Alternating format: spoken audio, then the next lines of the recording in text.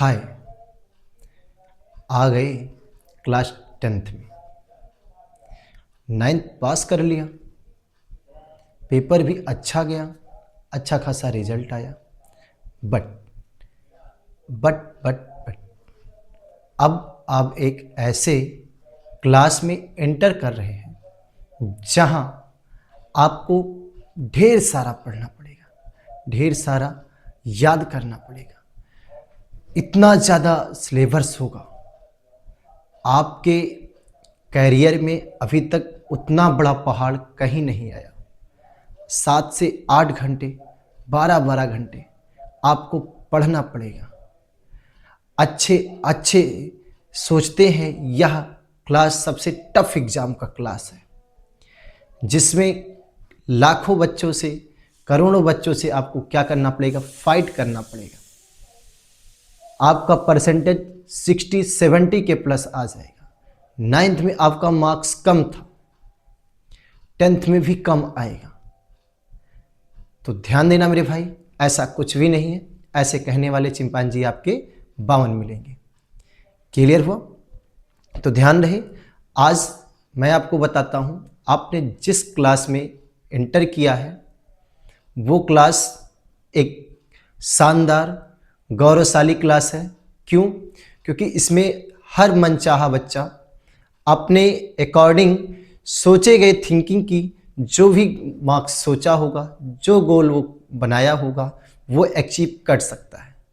ध्यान देना, 9th में पास हो जाने का मतलब ये नहीं था आप पूरे यूपी में अपना धाक या सेंट्रल में अपना धाक जमा पाते। लेकिन बट आप अब जिस क्लास में हो वो पूरे सीबीएसई बोर्ड में आपका तहलका मचाने वाला है। क्लियर? तो अब आप जिस क्लास में हो मेरे भाई, ये बहुत ही एंजॉयमेंट कहानी है। ध्यान देना। तो हाय एवरीवन, मैं मयंक पांडे स्वागत करता हूं आपका अपने चैनल AWS अयोध्या पर, और स्वागत करता हूं आपके पहले बैच पर। किस पर? चैंपियंस बैच 2027 में। ध्यान देना मेरे भाई, आज की क्लास आपके लिए शानदार होगी और एक इम्पॉर्टेंट सी टॉपिक की होगी। बट उसके पहले मैं आपको कुछ ऐसे टिप्स बताने वाला हूं जो आपके फ्यूचर में इम्पॉर्टेंट होगा। पहला, मैंने बताया जो भी इन लोगों से दूर रहिए।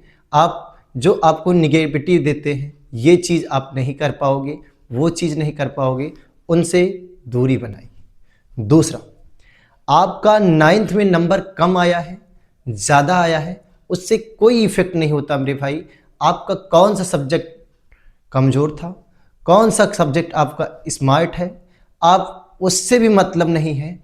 अब आपको क्या करना है, पूरी तरीके से आपको समझना है अच्छे से। पीछे का कुछ भी पास्ट का एकदम बताया सा क्वेश्चन आप में नहीं आने वाला। बट अभी आपको पूरी तरीके से कंसिस्टेंसी बना के चलनी पड़ेगी। क्लियर? देखो, दूसरा, स्टडी प्लान क्या होगा? आपका स्टडी प्लान स्ट्रांग होना चाहिए।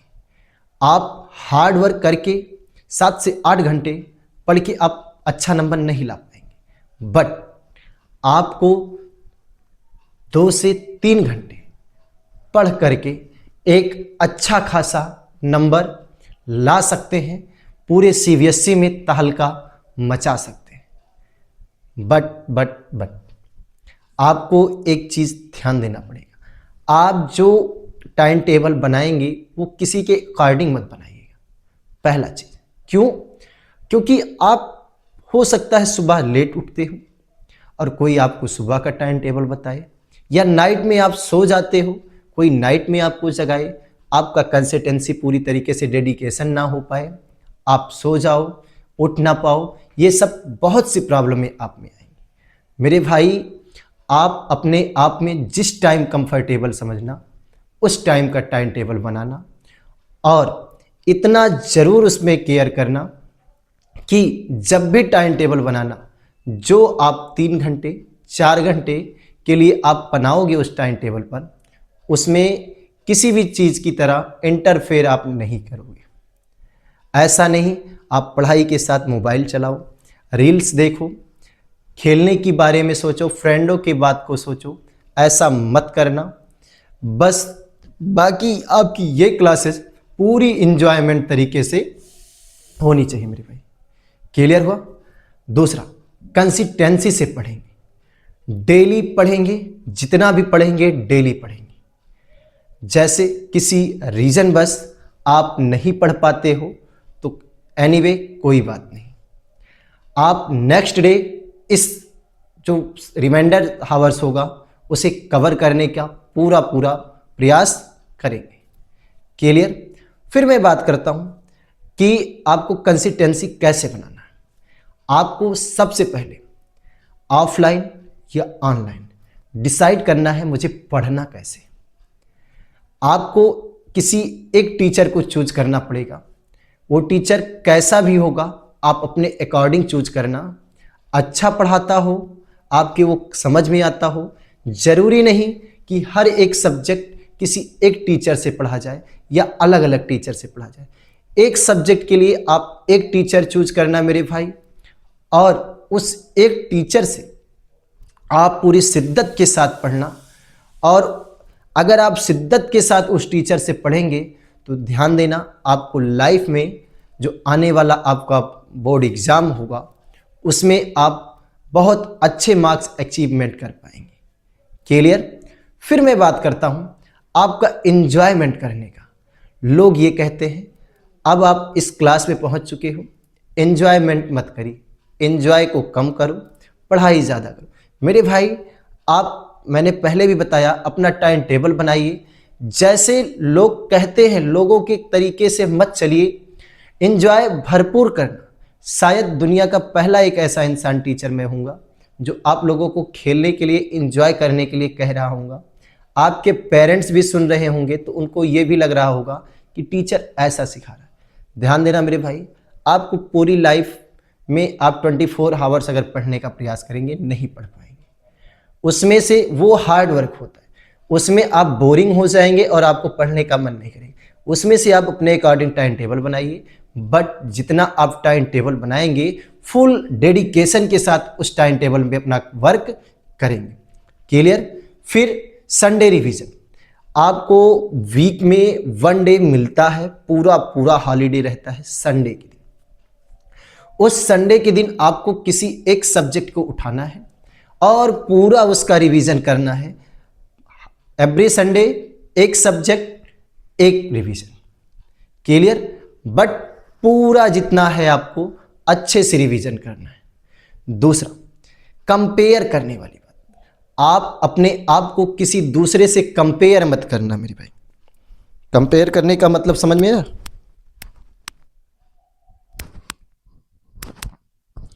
देखो, कंपेयर करने का मतलब यह है मेरे भाई कि आप अपने आप को किसी दूसरे से कंपेयर ऐसा ना करना, वो इंसान इतना पढ़ रहा है उसका इतना नंबर आएगा, मैं इतना पढ़ रहा हूं मेरा इतना नंबर आएगा।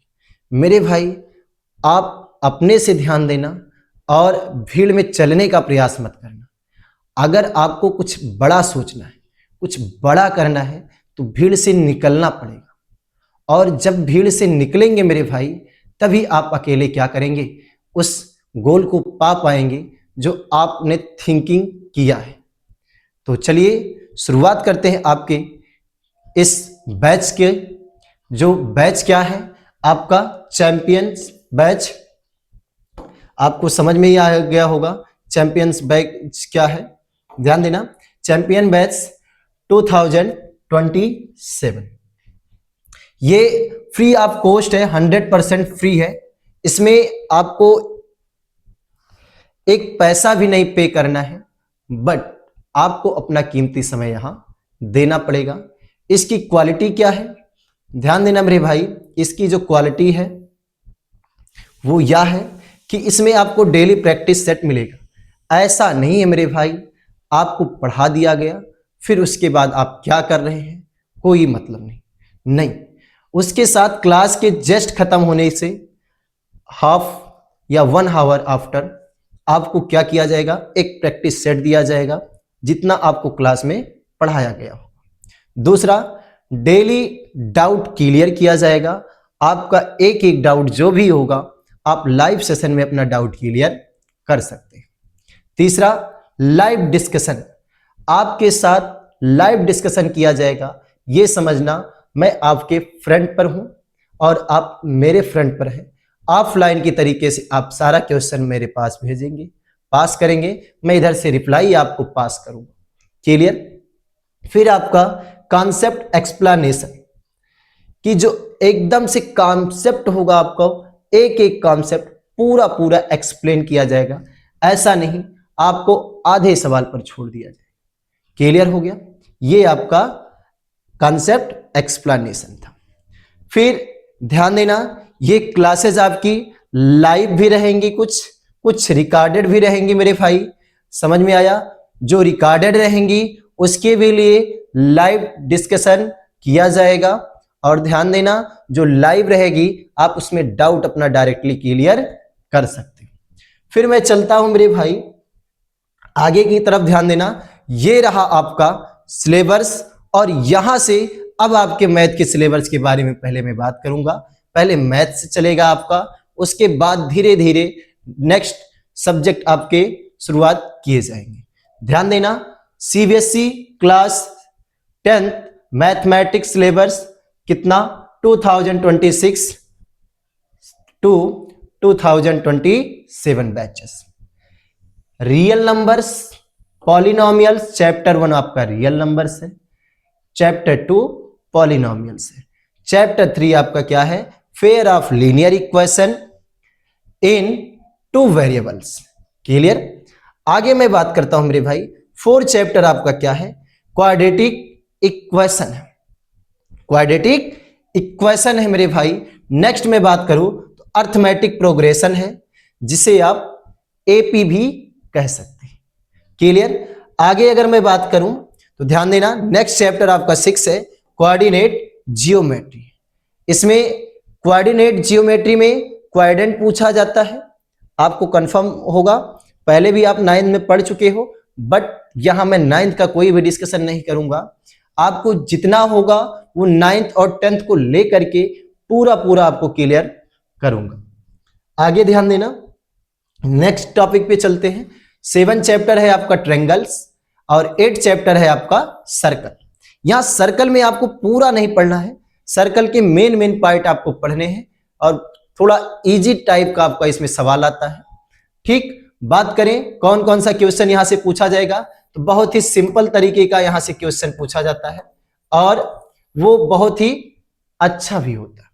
ध्यान देना, नेक्स्ट चैप्टर आपका 9 है, introduction to trigonometry. Introduction to trigonometry जो होता है, ये इसमें ratio of sine cos tan का होता है और इसमें इससे रिलेटेड सम इजी क्वेश्चन आपसे पूछे जाएंगे। आगे बात करता हूं, आपका ट्रिग्नोमेट्री आइडेंटिटीज पूछा जाएगा। आप जब कोई चीज ट्रिग्नोमेट्री का पढ़ेंगे उसमें आइडेंटिटीज कैसे करेंगे वो आपसे पूछा जाएगा। आगे बात करता हूं, नेक्स्ट चैप्टर आपका हाइट एंड डिस्टेंस है। हाइट एंड डिस्टेंस को ध्यान देना, आप एप्लीकेशन ऑफ ट्रिग्नोमेट्री भी कह सकते हैं। क्लियर? वाई? तो ध्यान देना, इसलिए कह सकते हैं मेरे भाई कि ये जो होता है हाइट एंड डिस्टेंस, इसमें यूज ऑफ ट्रिग्नोमेट्री बहुत ज्यादा होता है। Clear? So height and distance chapter को हम क्या कह सकते हैं, एप्लीकेशन ऑफ ट्रिग्नोमेट्री भी कह सकते हैं। आगे अगर मैं बात करूं मेरे भाई 12 चैप्टर की, तो 12 चैप्टर आपका है areas related to circles. Areas related to circles, आपको यहां सर्कल देखने को मिला, बट उससे रिलेटेड जो उसका एरिया निकाला जाएगा, फाइंड किया जाएगा, वो आपका एरिया क्या होगा, एरियाज रिलेटेड टू सर्कल्स होगा। क्लियर हुआ? नेक्स्ट चैप्टर की अगर बात करते हैं तो ध्यान देना, नेक्स्ट चैप्टर आपका है सरफेस एरिया एंड वॉल्यूम्स है। आपको इसमें सीएस से टीएस से दोनों आपसे पूछा जा सकता है। क्लियर?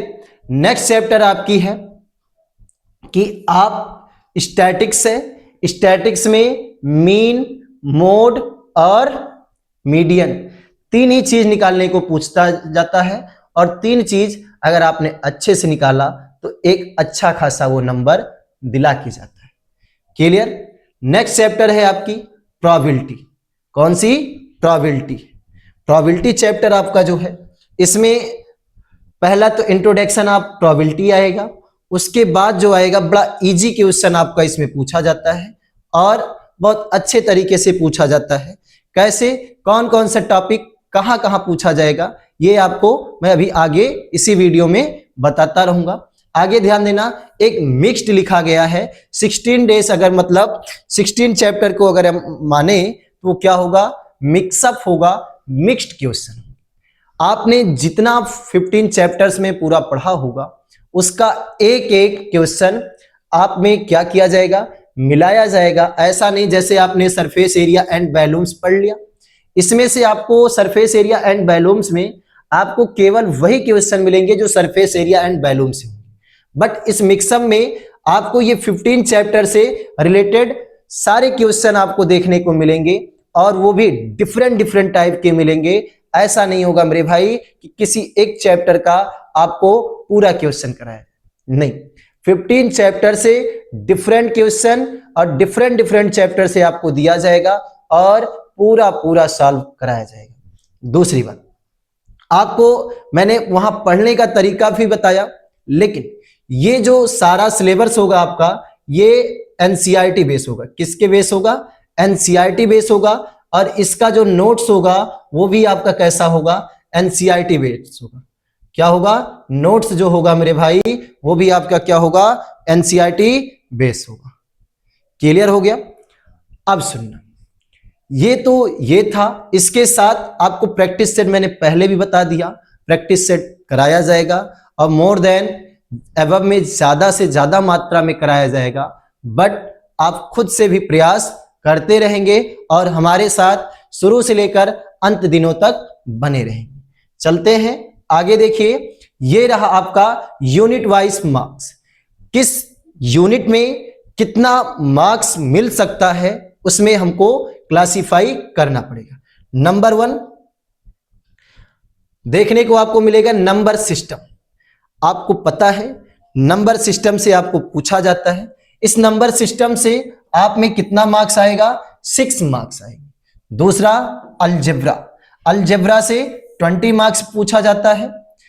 तीसरा कोऑर्डिनेट जियोमेट्री से 6 मार्क्स पूछा जाता है। उसके बाद जियोमेट्री से 15 मार्क्स पूछा जाता है।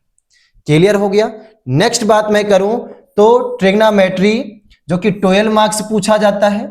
नेक्स्ट मेंसुरेशन 10 मार्क्स से होता है। स्टैटिक्स एंड प्रोबेबिलिटी आपका 11 मार्क्स हो जाता है और टोटल मार्क्स अगर देखें मेरे भाई तो आपका कितना होगा? 80 मार्क्स हो जाएगा। क्लियर हुआ? तो ये आपका यूनिट वाइज मार्क्स था और इसमें कौन कौन सा क्वेश्चन कैसे कैसे कौन कौन सी टॉपिक आएंगे ये आप आगे देखिए।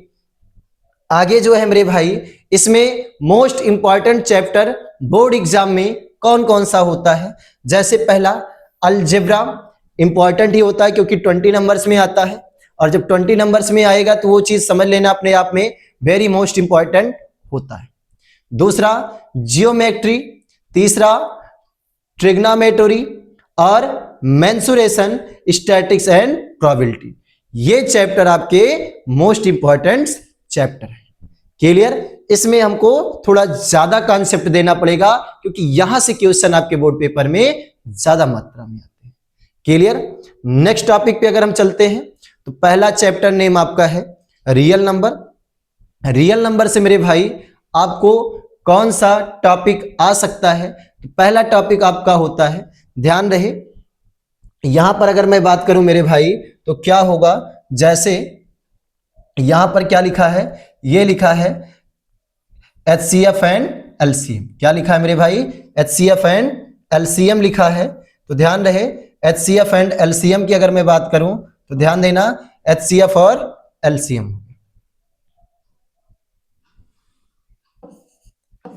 क्या हो गया, HCF एंड LCM हो गया। दूसरा फंडामेंटल्स थ्योरम ऑफ अर्थमेटिक पूछा जाता है। क्लियर। नेक्स्ट टॉपिक अगर इसमें देखें तो decimal expression of rational numbers होता है। इतने टॉपिक्स आपके रियल नंबर्स में पूछे जाते हैं। क्लियर। नेक्स्ट टॉपिक में आगे चलते हैं, पॉलिनोमियल्स। आपको पता होगा व्हाट इज द पॉलिनोमियल्स। तो पॉलिनोमियल्स पहला इसका टॉपिक होगा इंट्रोडक्शन ऑफ पॉलिनोमियल्स। क्लियर हो गया। आप यहां लिख सकते हैं introduction of polynomials.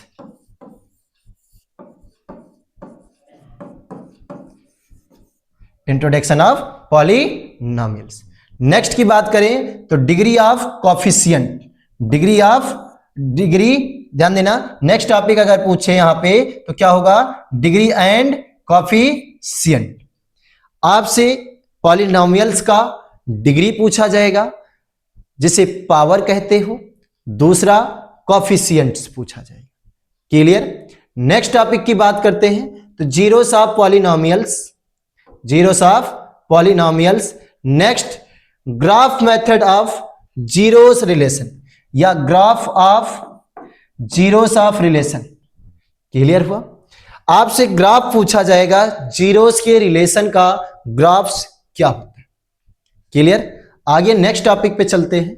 Next topic आपका है मेरे भाई fair of linear equation in two variables. Third chapter में आपसे जो पूछा जाएगा वो क्या पूछा जाएगा, लीनियर इक्वेशन। ध्यान देना, यहां अगर मैं बात करूं मेरे भाई तो क्या पूछा जाएगा, लीनियर इक्वेशंस एंड कॉन्सेप्ट या कॉन्सेप्ट ऑफ लीनियर इक्वेशन पूछा जाएगा। क्या पूछा जाएगा, कॉन्सेप्ट ऑफ लीनियर इक्वेशन पूछा जाएगा। यहां पे लिख सकते हैं, यहां पर ध्यान देना, पॉलिनोमियल्स का बात अगर मैं करूं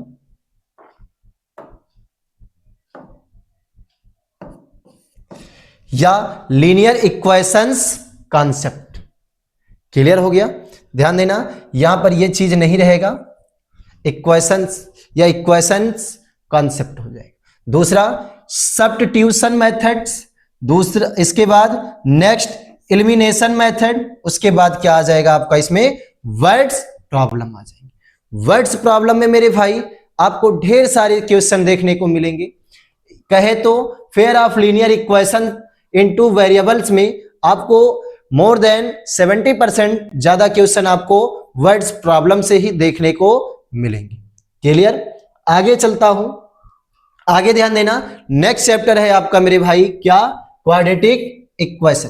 क्वाड्रेटिक इक्वेशन क्या होता है, तो स्टैंडर्ड फॉर्म आपसे पूछा जाएगा, क्वाड्रेटिक इक्वेशन का स्टैंडर्ड फॉर्म क्या होता है। तो ध्यान देना, what is the standard form of quadratic equation. तो ये क्या होता है कि ax square plus bx plus c equal to 0, it is a standard form of quadratic equation. Clear हुआ। देन सेकेंड नंबर आपका फैक्टराइजेशन मेथड।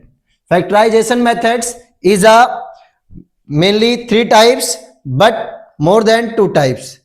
क्या, फर्स्ट टाइप्स आपका simple method, second types formulas method, next type आपका कौन सा, whole method. फिर quadratic formulas या quadratic formulas. Clear. Next हम पूछते हैं वर्ड्स प्रॉब्लम। मैंने बताया अबव 70% क्वेश्चन आपको देखने को किससे मिलेंगे, वर्ड्स प्रॉब्लम से मिलेंगे। क्लियर। नेक्स्ट टॉपिक आपका है इसके बाद ध्यान देना, अर्थमेटिक प्रोग्रेशन इन एपी। इसमें क्या होगा, इंट्रोडक्शन ऑफ एपी पूछा जाएगा। एपी का अगर अर्थात मीनिंग में बताऊं तो क्या हो जाएगा, यहां इससे पूछा जाएगा introduction of AP. Clear. Introduction of arithmetic progression, इसमें nth टर्म पूछा जाएगा। Next sum of n terms पूछा जाएगा।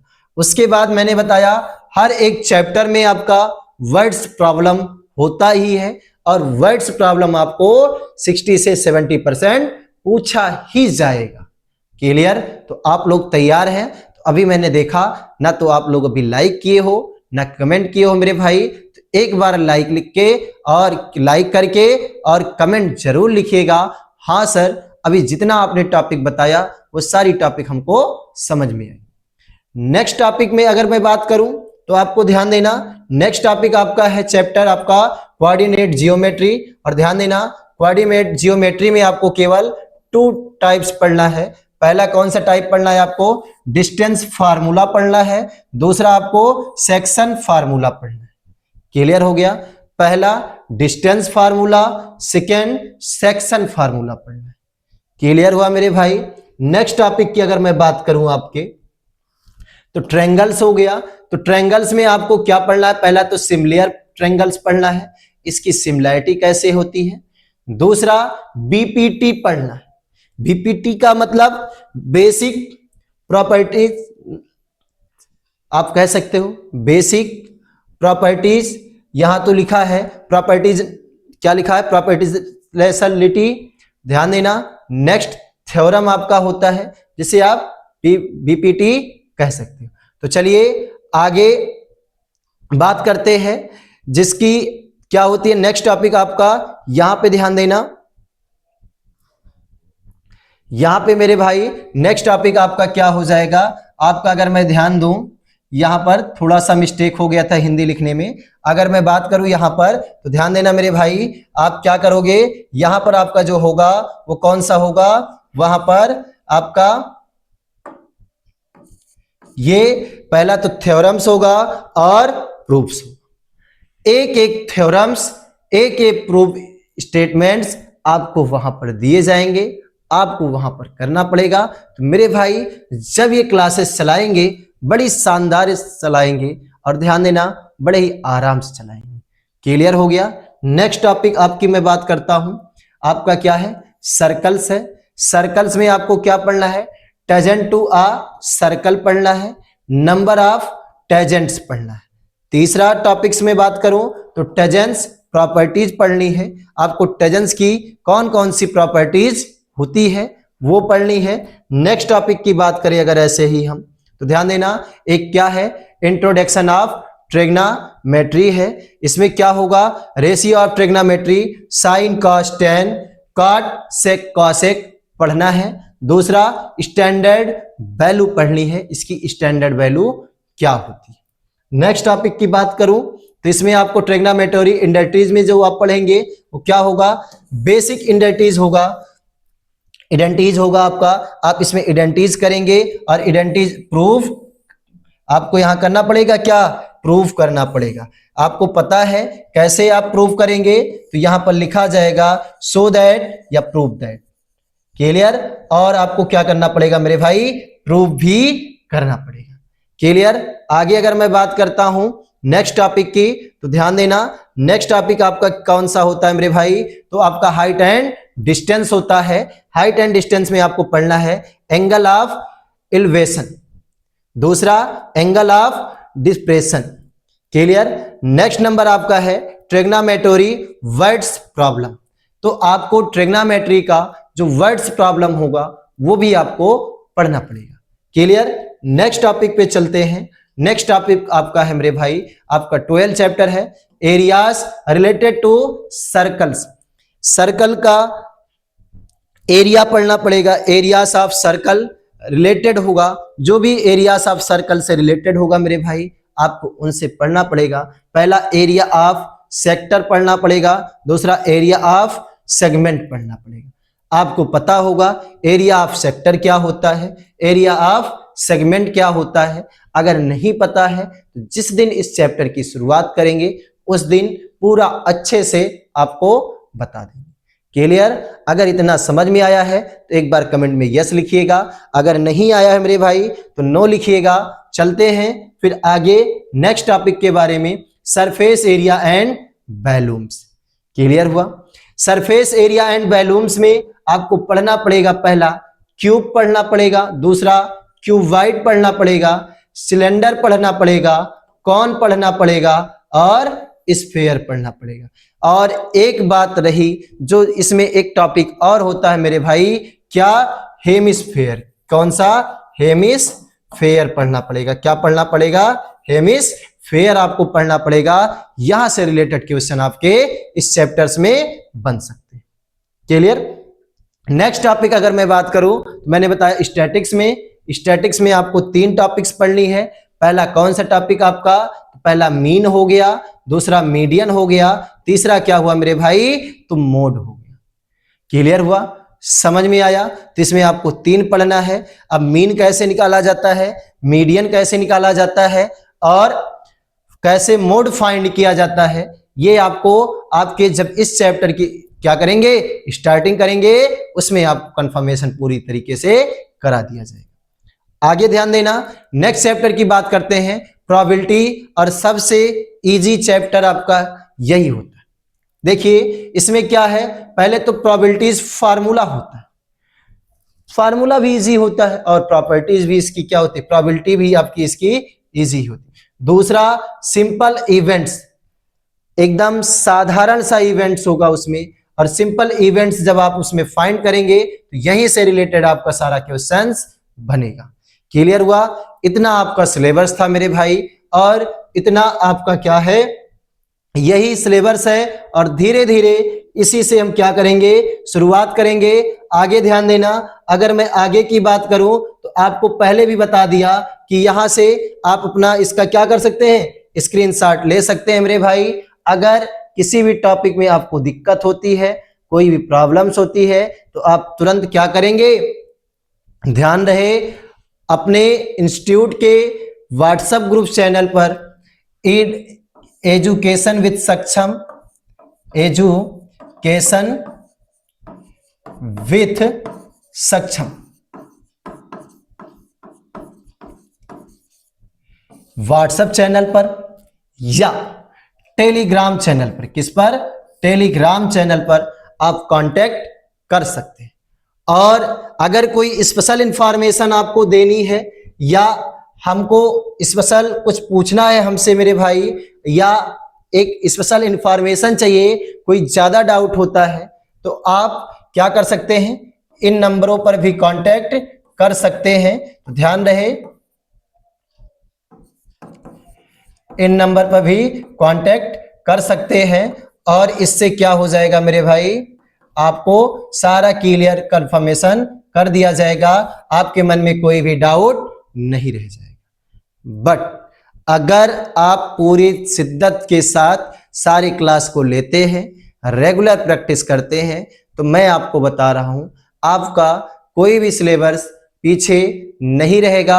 और ये सिलेबस को ध्यान देना, आप ज्यादा से ज्यादा मात्रा में कंप्लीट करने का प्रयास करना। क्यों मेरे भाई? क्योंकि समझ लेना, अगर सितंबर से अक्टूबर तक आपने इसको क्या कर दिया, क्लास को फाइनल कर दिया, तभी अच्छे से आप रिवीजन कर पाएंगे। क्लियर हुआ? अगर इतना चीज आपको समझ में आ गया है, तो फिर एक काम करिएगा, इस चैनल को एक बार लाइक करिएगा, सब्सक्राइब करिएगा। सब्सक्राइब इसलिए कर लीजिएगा मेरे भाई, क्योंकि कल से आपके आने वाली जो सारी वीडियोस होंगी आपके व्हाट्सएप पर या आपके यूट्यूब चैनल पर डायरेक्ट पहुंच सके। क्लियर हुआ? और दूसरी चीज, इसकी टाइमिंग क्या होगी, तो इसकी टाइमिंग मेरे भाई, आपको रेगुलर टाइमिंग जो इसकी होगी, वो रेगुलर नाइट में कितने बजे होगी, 8:15 पर होगी, और इसी पर ये क्लासेस रेगुलर चलाई जाएगी। क्लियर हुआ? और उम्मीद करता हूं आपको ये सारी बातें समझ में आई होगी। तो एक काम करना, प्लीज इस क्लास को उन बच्चों तक भी शेयर करना जो आपके सहपाठी हैं, क्योंकि सबको एक साथ लेके चलना है, एक साथ पढ़ाना है मेरे भाई। और एक बार ध्यान देना, फिर से आपके सीबीएसई बोर्ड में तहलका मचाने वाला है। क्लियर हुआ? तो चलते हैं, बेस्ट ऑफ लक, मिलेंगे नेक्स्ट वीडियो में। Thank you so much.